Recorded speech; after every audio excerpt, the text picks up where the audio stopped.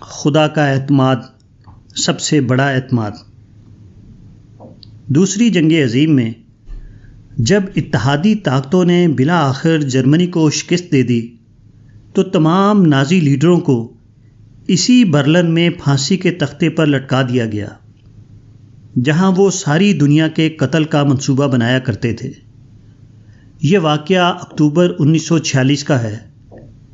Hitler اور گورنگ نے تو پہلے ہی خودکشی کر لی تھی۔ اس کے بعد Ribbentrop, Keitel, Kaltenbrunner, Alfred Rosenberg, Frank, Wilhelm Frick Julius, Sauckel, Jodl, Seyss Inquart اور دوسرے نازی لیڈر جو زندہ بچے تھے ایک ایک کر کے ختم کر دیے گئے۔ یہ وہ لیڈر تھے جنہوں نے 40 لاکھ یہودیوں کو موت کے گھاٹ اتار دیا تھا اور ان کی املاک پر قبضہ کر لیا تھا۔ انہوں نے ایک ایسی خونی جنگ چھیڑی تھی جس میں ان کے مفروضہ دشمنوں کے علاوہ خود جرمن قوم کے 20 لاکھ سپاہی کام آئے۔ انہوں نے لاکھوں انسانوں کو بیگار کیمپوں میں جانوروں سے بدتر زندگی گزارنے کے لیے مجبور کر دیا تھا۔ ان کی درندگی کا یہ عالم تھا کہ اپنے ملک کے بوڑھے، معذور اور بیمار لوگوں کو جرمنی کے لیے بے فائدہ قرار دے کر گولی سے اڑا دیتے۔ مقتول بچوں، لاشوں سے اٹے ہوئے گڑھوں اور بیواؤں اور یتیموں کے غول کو دیکھ کر بھی ان کا پتھر جیسا دل پسیجنا نہیں جانتا تھا۔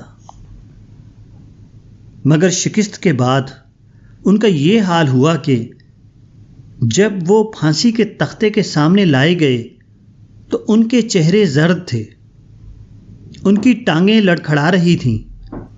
وہ کچھ بولنا چاہتے تو معلوم ہوتا کہ زبان ان کا ساتھ نہیں دے رہی ہے۔ شعلہ بیان لیڈر گویائی کی طاقت کھو چکے تھے۔